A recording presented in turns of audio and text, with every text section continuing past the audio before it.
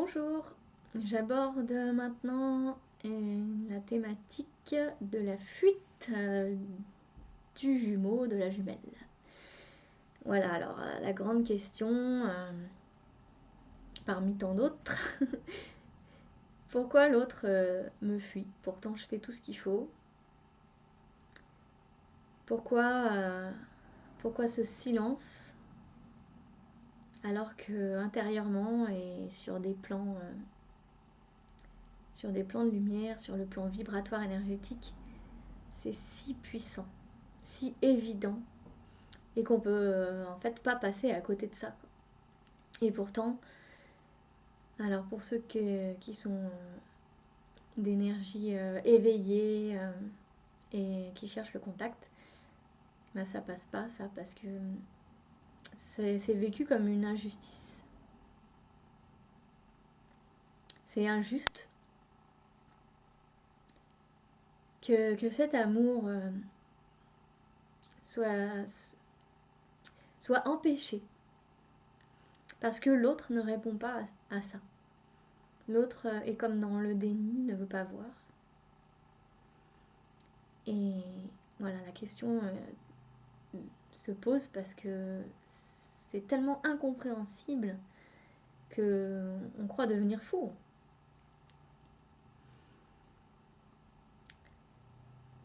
Et c'est là qu'intervient le job. Voilà, le job de la flamme jumelle, déjà qui est éveillée. Se poser la question. C'est de son ressenti, son émotion, sa pensée. Qu'est-ce qui se passe à l'intérieur quand l'autre fuit, quand l'autre ne répond pas, quand l'autre ignore, quand l'autre affirme qu'il ne ressent absolument rien lui.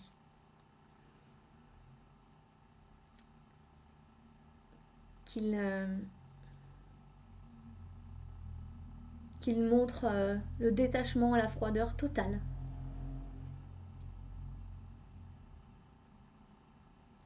Puis plein d'autres situations où vraiment on va être incompris. Et bien c'est là qu'il faut se faire une petite liste dans un cahier. Parce que ce scénario-là, vous allez vous le prendre dans la face tant que ça ne sera pas guéri. Alors c'est la prise de responsabilité là qui se présente, qu'on vous demande de faire, au lieu de rester dans l'état de subir et de vibrer comme la victime. Parce que jouer à ce jeu-là, c'est pratique, hein. La faute des autres, c'est la faute du jumeau, il fait rien, non. Sauf qu'en fait, ça ne mène nulle part. C'est le chien qui se mord la queue, là. Et plus on nourrit ça, cet état d'esprit, cette vision, plus ça va se reproduire. 100 fois, 1000 fois, 10 000 fois. Donc quand on est sur un chemin de flamme jumelle, on est là pour s'éveiller à la conscience de qu'est-ce qui est en train de se passer en soi. On n'est pas là juste pour se dire moi je veux être en couple avec l'autre et point barre. C'est pas ça le job. Eh ben non. Si tout était parfait et que le jumeau répondait en écho à notre ressenti, il n'y aurait aucun obstacle, aucune épreuve, ça serait idyllique. Bah déjà d'une part, sur toute une vie entière, je pense qu'on s'ennuierait fortement. Et puis surtout, on bougerait pas. On s'éveillerait jamais, on grandirait jamais, on guérirait jamais nos blessures, on resterait une entité, quoi, un robot. Et pareil à 18 ans, à 30 ans, 40 ans, 50 ans, la même personne. Est-ce que c'est franchement ce dont on rêve? au fond de nous-mêmes, de rester identiques, des copier-coller de nos journées. Bah non, en fait, il y a énormément de gens qui aspirent à évoluer, à changer, à se voir grandir, à sortir des conditionnements aussi, parce que là, il y a une pression telle sur le monde et sur l'humain qu'on n'a plus envie de vivre dans ces systèmes conditionnés de peur, de violence, d'éducation à la compétition, à l'individualité, etc. C'est naturel de vouloir changer, évoluer, mais pour ça, il y a une prise de responsabilité, c'est la pleine conscience. Alors la petite liste, c'est quand le jumeau fuit, ou répond pas, ou ne veut absolument pas entendre parler de cette expérience bizarre et pour lui c'est bizarre en fait, et irréel, n'importe quoi, des conneries. Bah, c'est simple en fait, c'est votre miroir, le jumeau, donc il vient vous montrer le programme du moment. Voilà, la blessure. Donc vous listez simplement ce que vous ressentez quand il fait ça en fait, ou quand il ne fait pas justement. Bah, je ressens de la colère, de l'incompréhension, de l'humiliation, parce que je ne suis pas reconnue dans ce lien, dans cet amour spécial que je ressens. Je ressens du rejet. Je me sens trahie. Enfin, voilà, toutes les blessures. Hein. De toute façon, il y en a plein, des petits mots qu'on peut s'écrire comme ça, et puis c'est parti, quoi. Parce que si on reste chez soi à se lamenter, il ne se passera rien, rien du tout. Ça, c'est une fausse image que la mélancolie et le drame, c'est top et c'est super romantique. En fait, c'est faux, ça. C'est pas vrai. Alors, l'invitation, elle est là. Maintenant que je vois ce que ça me fait, je l'ai écrit sur un papier. Donc, soit c'est incommensurable pour soi, on n'y arrive pas, c'est trop dur, on va se faire aider. Hein. Il y a des thérapeutes pour ça. Des psychologues aussi, si on a juste envie de parler. Et puis il y a les énergéticiens et les personnes qui font des soins holistiques, comme ceux que je propose, voilà, alors même à distance. On peut travailler là-dessus et libérer des trucs. On vous accompagne. On est là pour ça. Parce que nous, on est passé par là aussi. Donc on sait comment ça fonctionne et on sait que la libération à la clé, elle est magique et elle vaut vraiment le coup. Parce que derrière, on se sent en paix, on se sent détaché du silence de l'autre, on se sent digne de nous-mêmes sans avoir besoin que l'autre vienne valider ce qu'on est. Et peu importe s'il ne ressent pas le lien, c'est que dans sa vie, c'est pas le moment pour lui. Et que il a besoin de vivre autre chose, en fait, c'est tout. C'est pas nous qui décidons ça, c'est l'âme commune qui est venue expérimenter ça. J'ai mis hier une image sur Instagram.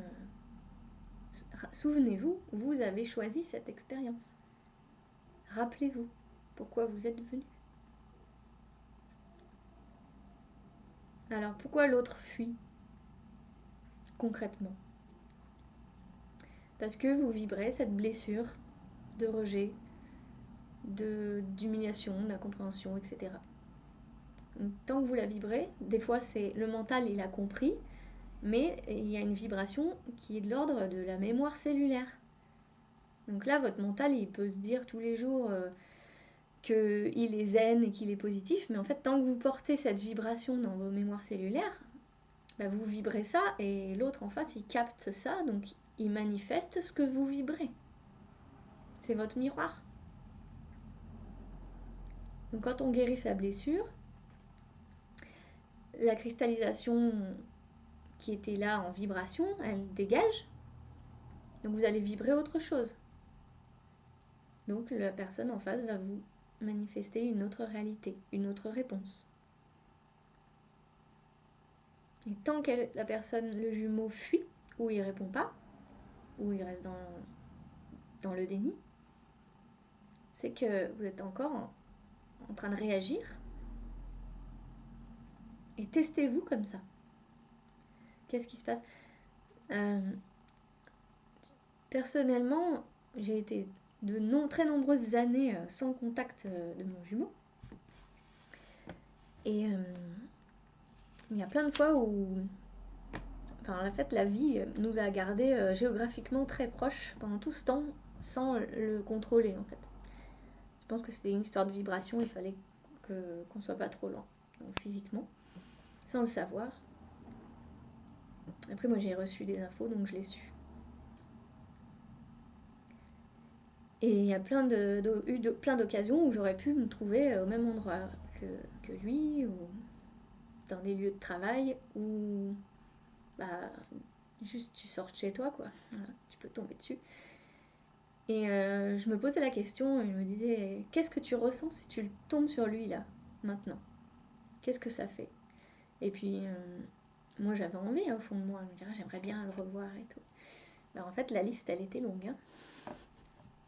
D'ailleurs, j'en parle dans, je crois, le quatrième volet de ma saga, Le silence des rêves, là, qui est juste derrière. Ben, il y a un moment où je fais une liste, quoi. Dans le livre, j'explique le parcours de transformation et je fais ma petite liste. Qu'est-ce que je ressens si je te vois là, en fait? Et en fait, il y avait plein de trucs et j'aurais jamais cru parce que je ne m'étais pas interrogée. Donc en faisant la liste, en posant les mots, je me suis dit, mais en fait, j'aurais peur qu'ils me reconnaissent pas, j'aurais peur qu'ils me calculent même pas. C'est ou que je le vois hyper heureux et épanoui avec ben, tout son entourage et que puis moi je suis toute seule. Ben, il y avait plein de trucs en fait, une liste énorme et je me suis dit ben commence par bosser ça et après tu seras déjà davantage prête à recevoir sa présence si tu le croises. Et au lieu d'être complètement déstabilisée par les peurs et les émotions qui te submergent, bah, tu pourras apprécier quoi. Donc c'est quand même motivant. Il y a une autre étape aussi du fonctionnement, c'est que il y a toujours une énergie qui est entre les deux jumeaux, une énergie qui est plus éveillée, qui va s'éveiller en premier au sens spirituel du lien, qui va entamer la guérison et par vase communicant qui va guérir l'autre, enfin le faire accélérer son processus de guérison, le faire monter en vibration. Donc il y a toujours un petit décalage. Donc, nous, quand on est prêt, qu'on a guéri plein de choses et qu'on est prêt à recevoir une autre forme de ce lien sur le plan physique, en fait l'autre n'est pas forcément prêt. Mais c'est pas un problème en fait, c'est juste un timing, c'est un mécanisme. Et on peut pas en vouloir à l'autre personne, il en est là où il en est. Et de toute façon, l'objectif, je le répète à chaque fois, mais c'est pas d'aller vers l'autre en couple. L'objectif, c'est d'aller vers soi et être en paix avec soi, avec ses choix, avec la vie qu'on s'est construite, qu'on a choisie, et aller vers sa mission d'âme. Donc la réunion physique, elle vient quand c'est prêt pour tout le monde. Quand c'est juste, c'est pas nous qui décidons. Nous, on peut que prendre conscience des choses et avancer sur notre parcours. Donc, vous pouvez aller voir la vidéo comment accélérer le processus des retrouvailles, qui va vous plaire. Voilà, j'explique un petit peu plus en détail comment on fait en fait pour avancer vers ça, puisque c'est une attraction irrésistible qui nous attire à être réunis à l'autre. Mais après, il faut comprendre à quoi ça sert. Si c'est être réunis à l'autre et retrouver les mêmes jeux de blessures, ah tu m'as pas, ah bah, tu m'as trompé avec nana, ah mais non t'es, voilà, si on va là-dedans, à quoi ça sert de vivre une union sacrée dans des jeux d'ego et de blessures? Ça va être un carnage pas possible. D'ailleurs, je rencontre de plus en plus de flammes jumelles qui sont en vie de couple. Donc c'est très étonnant parce que avant c'était pas le cas du tout et maintenant j'en vois de plus en plus. Et ces personnes, mais c'est l'anarchie totale. Pas leur amour, il est pur, il est puissant, ils vivent des choses cosmiques et mystiques, c'est énormissime sur le plan de l'œuvre en commun, ils peuvent vraiment guérir les autres et tout, c'est génial. Mais par contre, le parcours d'embûche de fou, et c'est pas forcément enviable, Moi, je préfère avoir passé 20 ans toute seule à travailler mes blessures, mon karma, et l'autre de son côté. Et le jour où on doit se retrouver pour vivre un truc en binôme, et ben que ça soit posé et que ça soit magnifique en fait. J'ai pas envie de vivre de la douleur avec mon jumeau, moi. Ça m'intéresse pas. D'ailleurs, je pense que mon âme m'a pas choisi ça du tout. Je sens à l'intérieur de moi que je suis pas venue vivre des blessures avec l'autre. Pas en mode duo de couple physique. Donc voilà, on vit ses blessures aussi quand l'autre fait silence, on les vit à distance.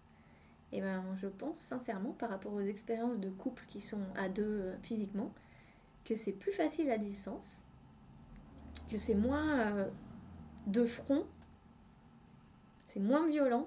Ça veut pas dire que c'est pas dur, mais c'est moins violent. Voilà.